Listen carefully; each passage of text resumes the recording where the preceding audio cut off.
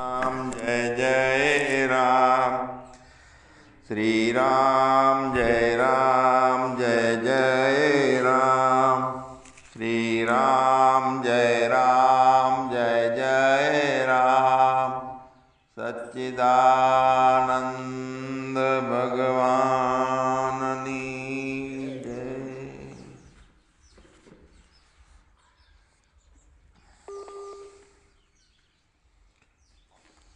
સંપૂર્ણ સમાધાન એટલે આ બધું પરમાત્મામય છે.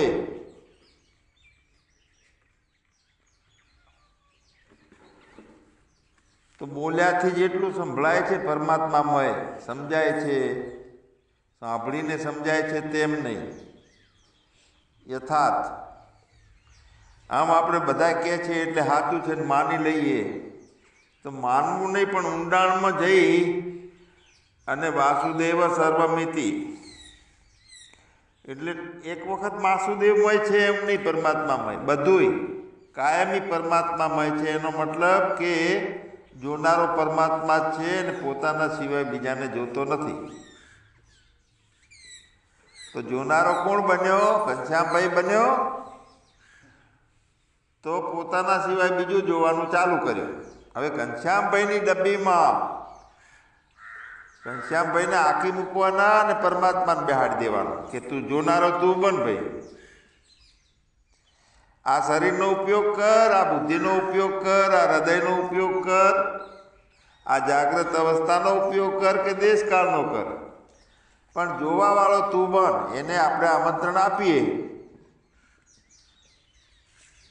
થોડું, બસ બસ બસ, જોવાવાળો તું બન. પરમાત્માને આપણે કહીએ તો પરમાત્મા આપણી અંદર જોવાવાળા તરીકે દાખલ થાય તો આપણે ખસ્યા ના હોઈએ તો પરમાત્મા બારે ઊભો ઊભો હશે કે આ ક્યારે ખસે તો હું એમાં જોવાવાળો બનું. જ્યાં સુધી આપણે ખસીએ નહીં ત્યાં સુધી પરમાત્મા દાખલ થાય નહીં જોવાવાળા તરીકે. તો ભાઈ આપણે એમ કહીએ કે ભાઈ મારે તો ખસવું નથી, તો પરમાત્મા એમ કે છે કે તું ખસવા જાતો ખરી, તને ખબર પડે કે તારું અસ્તિત્વ રહે છે કે શું થાય છે.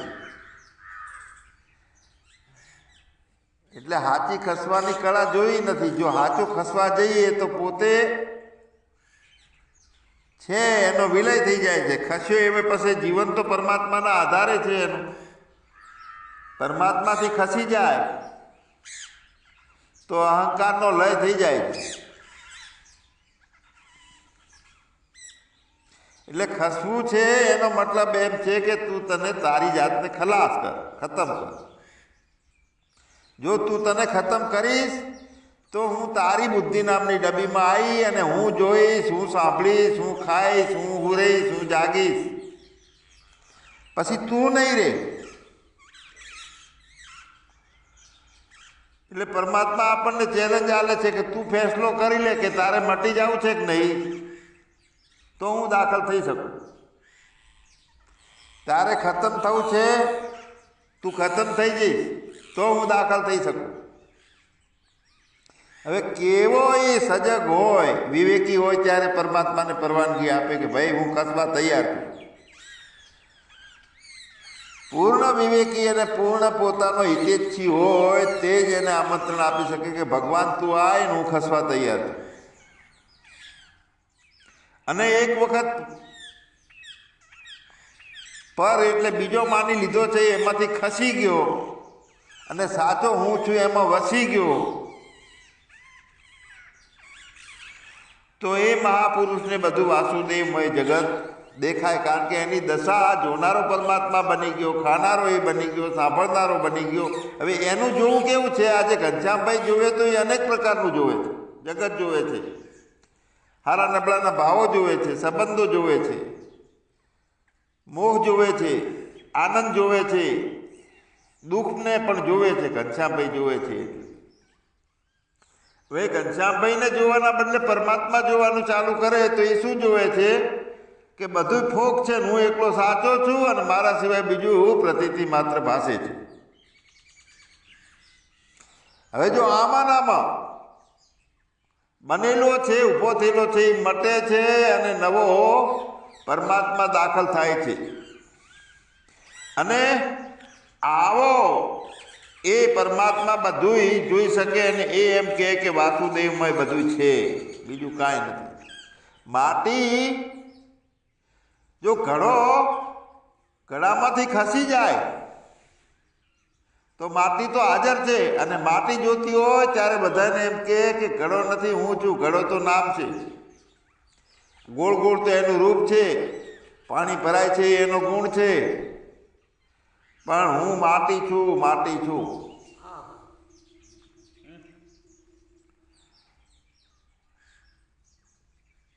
હવે ઘડા માટી છે ઊભી થઈ અને કેટલાય ઘડાઓ પાસે જાય કે ભાઈ આપણે અંદરો અંદર વઢો નહીં, આપણે બધા એક છીએ, માટી છીએ. ગુરુ થઈને જાય ઘડો મટી ગયો, ગુરુ બની ગયો. ગુરુ થઈને બધા ઘડાઓ પાસે જાય કે આ જીવનમાં શાંતિ મેળવવા જ જેવી છે, એના સિવાય બીજું કાંઈ નથી. પણ પેલા ઘડા છે ને અંદર અંદર ખખડે છે, વઢે છે કે ના અમે કહીએ આ છું. એટલે કહેવું પડ્યું કે સર્વ ધર્માન પરિત્યજ્ય, બધા ધર્મોને તું છોડી દે. માટી કહે છે ઘડાને, કલુડીને, તાવડીને. કઢું બન્યું છે એનો દાદો છે. કઢું એટલે કોઈ એની દેરાણી બની છે, કોઈ ઘડાનો મિત્ર બન્યો છે, કોઈ ઘડાનો ભાઈ બન્યો છે, કોઈ એની પત્ની બની છે, કોઈ મા બની છે. સંબંધો ઊભા થયા છે હશે અનેક વાસણોથી. તો માટી બધાને કહે છે વાસણોને કે બધા ધર્મો છોડી દો, તું તવી નથી, હું માટી છું. એ પ્રમાણે તું માટી છે. ટેમ્પરરી તવી બની છે, ઉપયોગમાં રોટલા ઘડાય છે, તો એમાં તું માટી કેમ મટી જાય છે? તવી થાય છે.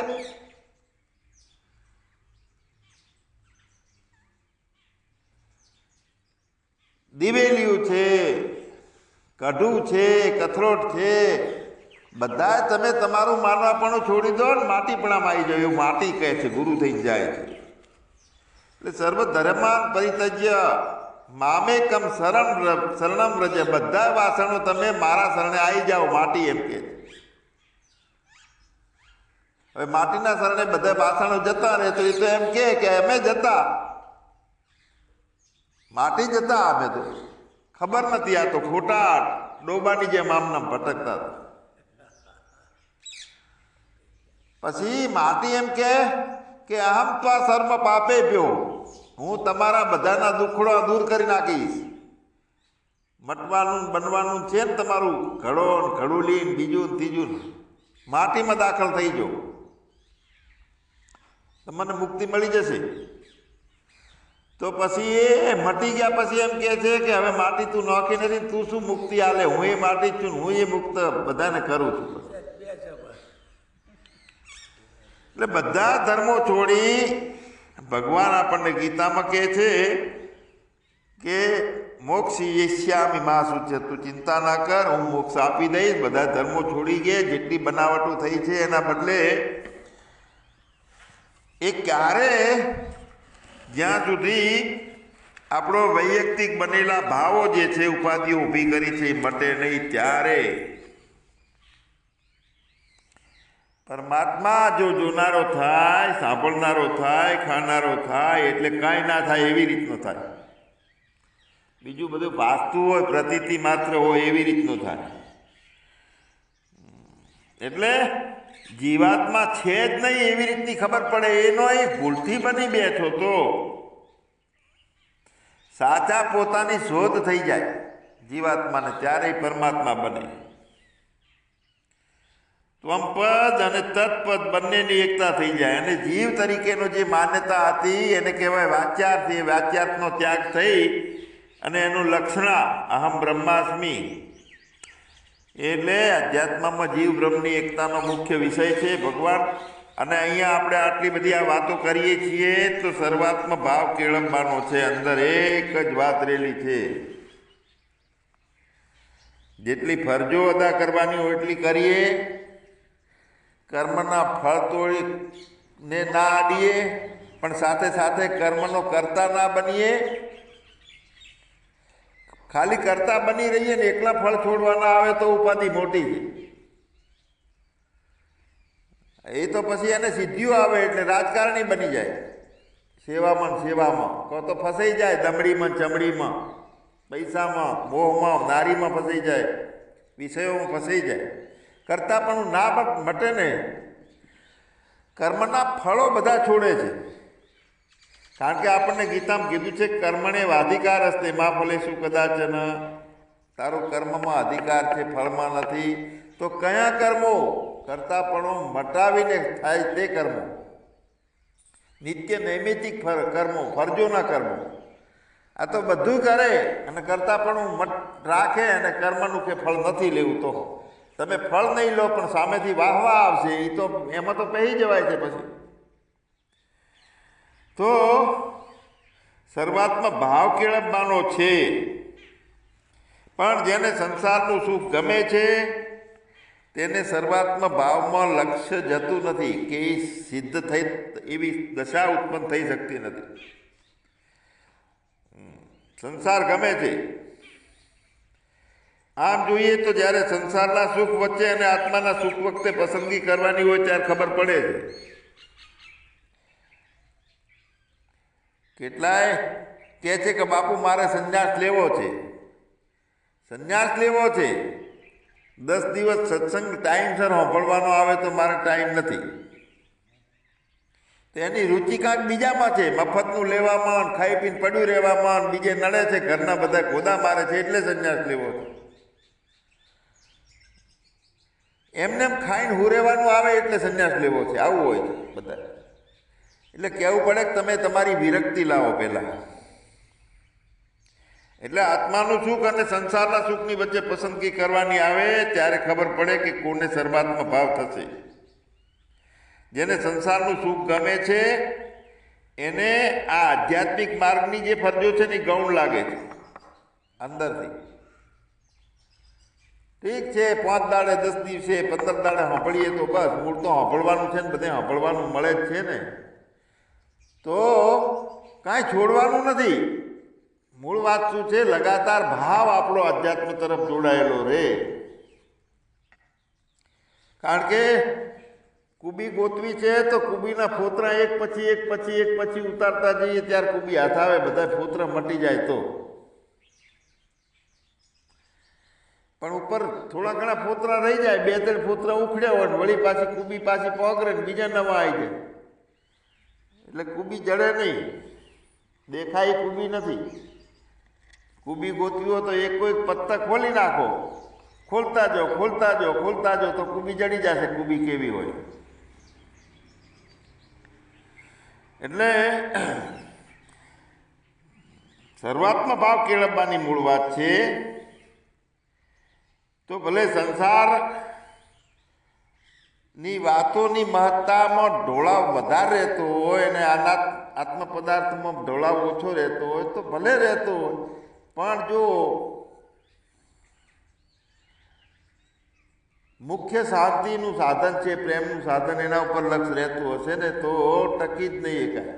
આનંદ મેળવવા માટે કરી અને નિયમિત આ શોધ માટે, શોધ સિવાય એમ. એટલે ફરજનો જે આત્મા તરફ કે સુખ બુદ્ધિ ઉપર છે, તો સુખના બદલે એના કરતાં અનંત સુખો મળે છે, પણ ખબર નથી. પદાર્થ રહિત અને કરતા રહિત ભાવમાં અનંત સુખોનો ભંડાર છે ભૂમિકા. એટલે ભગવાન રજોગુણી પ્રકૃતિથી કામ કરવાનું છે, તેના માટે 2 સાધનો છે. અને સાંખ્યની રીતે ગુણ કર્મનું કામ કરે છે, ગુણોનું કામ કરે છે, એમ સમજી અને અલિપ્ત રહેવાનું, અસંગ રહેવાનું, સર્વાત્મ ભાવ કેળવવા માટે. એટલે જન્મ મરણના દુઃખ, વૃદ્ધાવસ્થાના દુઃખ, જે કાંઈ દુઃખ દેહના છે એ બધા અભિમાનથી ઉત્પન્ન થયા છે. તો મૂળમાંથી અભિમાનને અહંકારને દૂર કરવાનો છે. તો એના માટે સેવા છે. રજોગુણી માટે મુખ્ય સેવા છે, કારણ કે અહંકાર સેવાથી ઘસાય છે. ચાહે આપણે સમાજની સેવા કરીએ, કુટુંબની સેવા કરીએ, અને સમાજ સેવાથી કેટલાક દુઃખ દૂર થાય છે, પણ જન્મ મરણના દુઃખ જે છે સદંતર નિવેડો એમાં નથી આવતો. મુખ્ય વાત એ છે કે રજોગુણ પ્રકૃતિ છે તો સેવા બહુ ગમે છે, પણ સેવા સાથે જ્ઞાન કર્મ, એટલે જ્ઞાન, સેવા અને ભક્તિ ત્રણેયનો સમન્વય થવો જોઈએ. કર્મ છે એ કર્મયોગ બને. એટલે ગુણાહા ગુણેશુ વર્તનતે કરી અને પ્રકૃતિથી અલગ આપણે બની ગયા. મુજકો લગેના રંચક રેખ, તો એ રીતે આપણે આપણને અસંગી માનીએ છીએ, અથવા યોગની રીતે બધું એક સત્તાથી ચાલે છે. આપણા બધાનો બાપ એક છે અને બધા મણકાઓ એક દોરામાં પરોવાયેલા છે. આ પણ એક ભાવ છે. પણ એમ પણ સર્વાત્મ ભાવ કેળવી શકાય બંને રીતે પોતાનો અહંકાર દૂર થાય છે. એ મુખ્ય વાત છે. તો મુખ્ય લક્ષ્ય ને મુખ્ય સિદ્ધાંત શું છે કે દેહને લઈને બધો સંસાર છે અને દેહ પોતાનું સ્વરૂપ નથી. એટલે દેહમાં આત્મબુદ્ધિ છે તો બધાયની છે, લૌકિક છે. પણ જ્યારે દેહમાં આત્મબુદ્ધિ લૌકિક છે એ વખતે જો આત્મનિશ્ચય થાય પોતાનો, જો દેહ આત્મા નથી તો દુઃખ કોને થાય છે? તો એ થાય છે દુઃખ તો બધાને. કારણ કેળો ખસી ગયો હોય ને ઊભા થઈને પાણી ના પીવાતું હોય એ વખતે દુઃખ તો લાગી છે. દેહમાંથી આત્મા ખસી ગયો છે તો દુઃખ એ વખતે કોને થાય છે? કોઈ વળગાડ વળગ્યો હોય તો એ વખતે એને કોઈ ભુવાજીને મેં તો જોયું સિરિયલમાં, સામે બેસાડે અને આકરો વરગાડો એટલે 2, 4, 3 લાફા મારી દે, કોઈ તો મરચાનો ધમાડો હાલે અને રાડમ બુમા ચાલુ કરી નાખે પેલી બાઈ. તો એ વખતે એમ કહે છે કે સ્ત્રીને વળગાડ વળગ્યો હોય એ વખતે એને કોઈ મારે તો એને એના દેહનું અભિમાન તે વખતે લીધું હોય તેને લાગે છે. એના દેહની અંદર જે દાખલ થઈ ગયેલું હોય ને ભૂતળું, માન્યતા, ચૂડવેલ હોય કે સિકોતરું હોય કે જે આવતું હોય, તો માર એને વાગે છે. તે જે સ્ત્રી બેઠી હોય એને લાગતો નથી. તો શરીર હોય એનું ખાવા પીવાનું ચાલુ હોય, ઘણી વખત તો એ વળગાડ છે કે મારે જલેબી ખાવી છે, તો જલેબી આપણે ખાતી હોય જે તે બાઈ આપણું ઘરનું સંબંધી, પણ એની અંદર પેલી બધું ઝાપટતી હોય આ. એટલે અભિમાન જે છે, જેણે એ વખતે કબજો લઈ લીધો હોય છે એને અભિમાન લાગે છે. જાગ્રત અવસ્થામાં જે માણસને જેટલું અભિમાન છે એટલું એને વધારે દુઃખ થાય છે. જેટલો હું મારા આપણવાનું હજી મારે જોઈએ છે, રોંઢવું વધારે મજબૂત હોય તો એ પ્રમાણે એને અભિમાન વધારે હોય છે. અને સમષ્ટિ અભિમાન જે છે એ બાધક નથી. સમષ્ટિ અભિમાન એટલે આપણે અભિમાન વ્યાપકતાનું લઈએ કે મય સકલમ જાતમ, મારામાં બધું ઉત્પન્ન થાય છે એટલે હું તો આકાશથી વ્યાપક છું. મય સર્વ પ્રતિષ્ઠિતમ, મારામાં બધું રહે છે, લય પામે છે, હું કેવડો મોટો, બધા સૂર્યો મારામાં છે, મારા સૂર્ય દૂર નથી, બધે હું ઓતપ્રોત છું. તો એવું અભિમાન છે તે માણસને બાધક નથી. પણ નાનકડા ખોખામાં હું અને મારું એવું વ્યક્તિગત અભિમાન છે એ દુઃખ ઉપજાવે છે. કેમ કે એ અભિમાનથી લડાઈ પણ બને છે એકબીજાની, હારા નબળાના કારણથી. તો અભિમાન છે, મને અભિમાન છે, હરિહૈયામાં છે એનું અભિમાન છે. જો હરિનું અભિમાન નથી એ તો બેઈમાન છે. પરમાત્માનો ફાંકો અંદર ના હોય તો એ તો બહુ વિચિત્ર વ્યક્તિ છે, બેઈમાન છે. જે પરમાત્મા સાક્ષાત બેઠો છે ને સમજી લો દેહ ભાવ હટ્યો નથી તો પરમાત્માથી પ્રેમ તો રહેવો જોઈએ ને, કોઈ દુશ્મન તો નથી ને. અમારો એક મિત્ર કહેતો એના કાકા ભત્રીજા બધા 2-3 જણા એક્સિડન્ટમાં મરી ગયા. તો એ પરમાત્માથી વધારે નજીક રહેતો, સારા કાર્યમાં જતો, પણ એનું મગજ છટકી ગયું. પછી મગજ છટકી ગયું એટલે એક જ વાત આવે કે ભગવાનને નેચે લાવો, મારે મારવો છે. ભગવાનને લાવો, મારે મારવો છે. એટલે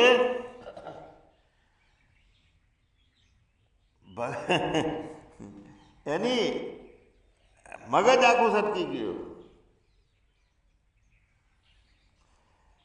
મતલબ કહેવાનો કે જીવ અને પોતાનું સ્વરૂપ બે વાસ્તવિક એક જ છે, પણ ઉપાધિના કારણે, બુદ્ધિના કારણે, સુખ દુઃખના કારણે કે કોઈ પ્રારબ્ધના કારણે માની લઈએ છીએ આપણે કે મારામાં સુખ દુઃખ છે, મને આ કેળો તૂટે છે, દુખે છે. કોને દુઃખ થાય છે એ આપણે પૂછતા હતા કે દુઃખ તો થાય છે દેહને, અંતઃકરણને થાય છે બધું. જ્ઞાનીને ગરમ ગરમ હરિયો અડે તો બળેના, એવું ના બને કઈ. તો જે જગ્યાએ બળે છે ત્યાં માયા અને મન બુદ્ધિ હાજર છે. જો અહીંયા કરતી મન બુદ્ધિ પહોંચી ના કે એવું કરી નાખવામાં આવે ને દવાથી, ઇન્જેક્શન આલીને, તો અહીંયા વાંધો નથી આવતો. આ શરીરમાં મન બુદ્ધિ પહોંચે ને એવી રીતનું એને જડ બનાવી દેવામાં આવે છે. પેલું શું કહેવાય, એનેસ્થેસિયા એવું આલી આલીને. તો મોટું ગુમડું થયું હોય ને ઓપરેશન કરવાનું હોય તો એમને એમ તો રાડું પાડે, કાપે તો, પણ એનેસ્થેસિયા આપી દે તો અહીંયા કને મન બુદ્ધિ નથી પહોંચતું. એ ટાણે કારણ હોય છે, કારણ, મૂળ કારણ, પણ કારણનો અને જાગ્રતનો બેનો છેડા છૂટી જાય છે તે દવાથી. એને ભાન કહેવાય ને, એ જગ્યાએ ભાન બંધ થઈ જાય. એટલે એમ ગમે એમ કરી અને ગમે એ કાપી નાખે, પછી તરત જ ફટાક દઈને ઉડાડી. અરે આ પગના એ જોઈન્ટો નાખે છે ને એટલે રીતસર હાથમાં બહાર ગાડીને ઉછાર મોહલાથી ને એનાથી ફરસીથી જેમ રંધો કરીને એ કરે છે ને એવી રીતના હાટકમ કરે છે. લો ફેરથી ફિટ કરે છે અને મસ્ત ચાલતા થઈ જાય છે પાછા બધા. એટલે ભગવાન આપણે જે અભિમાન દૂર થાય છે, સત્વગુણી પ્રકૃતિવાળા માટે ભક્તિ અને જ્ઞાનથી અભિમાન દૂર થાય, અને રજુગુણી પ્રકૃતિવાળા માટે સેવાથી અભિમાન દૂર થાય. તો અભિમાન છે, મને અભિમાન છે, હરિહૈયામાં છે, એનું અભિમાન છે. જો એવું કરી નાખીએ પરમાત્માનું અભિમાન થઈ જાય તો પછી કોઈ ડિસ્ટર્બ રહેતો નથી, કોઈ તકલીફ નથી રહેતી. પછી કર્મ પ્રધાન વિશ્વ કરી રાખા, જો જસ કરહી સો તસ ફલ ચાખા. ખબર પડી જાય કર્મોની, કર્મોનો ફળો કોણ આપે છે ને કેવી રીતના દાખલ થાય છે, પાપ પુણ્ય કેવી રીતે બને છે. એક વિવેક ઉત્પન્ન થઈ જાય છે. તો શું એને ખબર પડી જાય કે પોતાના અનુરૂપ હંમેશા કર્મોમાંથી, ન્યુટ્રલ ભાવમાંથી પસાર થઈ અને આખા જગતના કલ્યાણનો માર્ગ સાધી લે છે પોતે.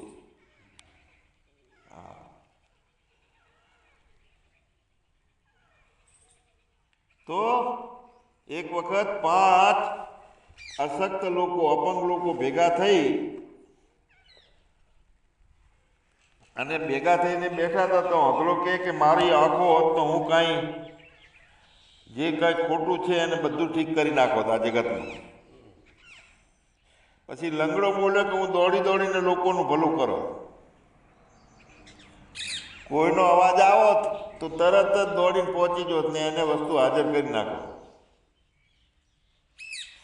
પછી બે જો અશક્ત નિર્બળ હતો એને કીધું મારી પાસે જો શક્તિ હોત તો બધા દીન દુખિયાની સેવા કરો, બધા રોતા હોત ને તો એમના પગ દાબોત, હાથ દાબોત, ખાવાનું પોકાડોત.